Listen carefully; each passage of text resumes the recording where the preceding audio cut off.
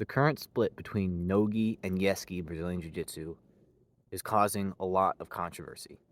There are people who say you only need to train in nogi in order to have success. In fact, there are people who say you should be able to get belted without ever putting a gi on. If you go to a 10th Planet Academy, they will give you a belt without wearing a gi. What do I think about this? Should gi and nogi have a separate belt rank system? No, definitely not. Not if I were to give out a belt. But I also don't care if other people do it. Here's what I think. When you give a belt out, you're giving a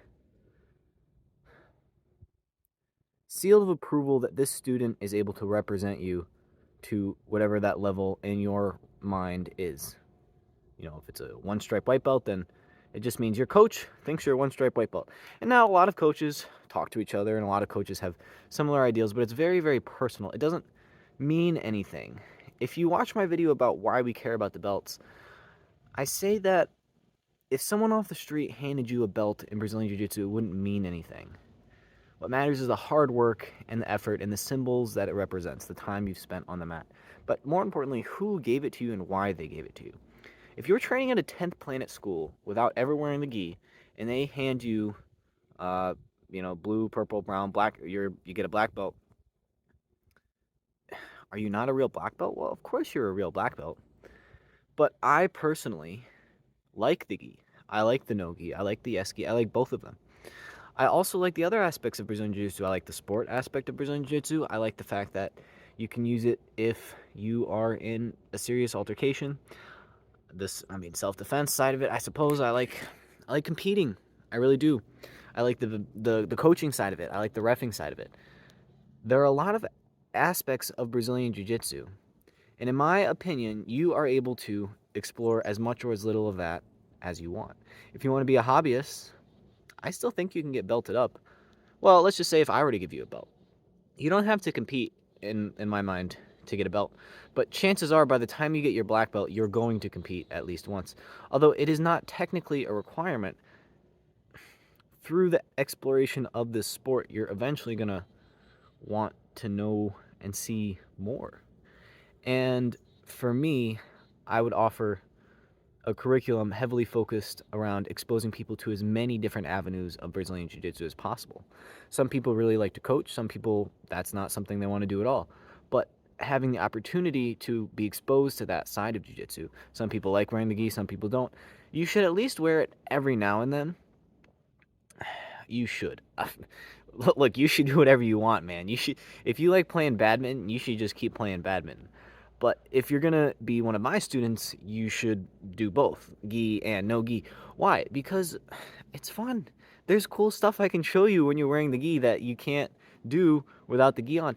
And if you care about self-defense, like, it's cold out, right? This can be used just like a gi. It's a winter coat. I mean, you're probably not gonna be able to double leg take me down from, I don't know how high this is, but you couldn't shoot a takedown on me from up here. So that's pretty self-defense, right? Put me in the position before submission. So if you have a desire to get a belt in Brazilian Jiu-Jitsu, I think your best chance of getting that is going to be exploring as many different avenues of the sport as you possibly can, both gi and no gi. Another thing is, if you're going to train to get a belt and never wear it, I mean, I guess you can wear a ranked rash guard, but I like the belt. I really do. There are cool moves you can do with the belt. You can literally use your own belt to choke people out. You watch Barrett Yoshida win the Masters Worlds with that move, the assassin choke, I'm pretty sure it's called. It's really cool. So, look, you don't have to. And I guess technically, if you want to train at a school that separates the belt systems, I'm not going to judge you. For me personally, I think you should try to explore, and I like exploring as many aspects of the sport as I can.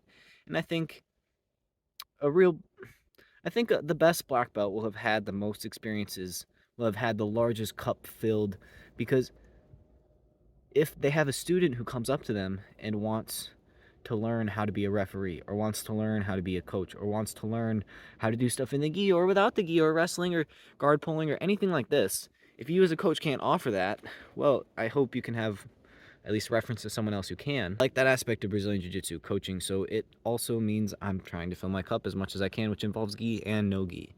So it's okay if your belt ranking system is split up, but personally, I would recommend trying yes gi if you only train no gi. If you like the content, leave me comments down below of ideas to talk about. Peace.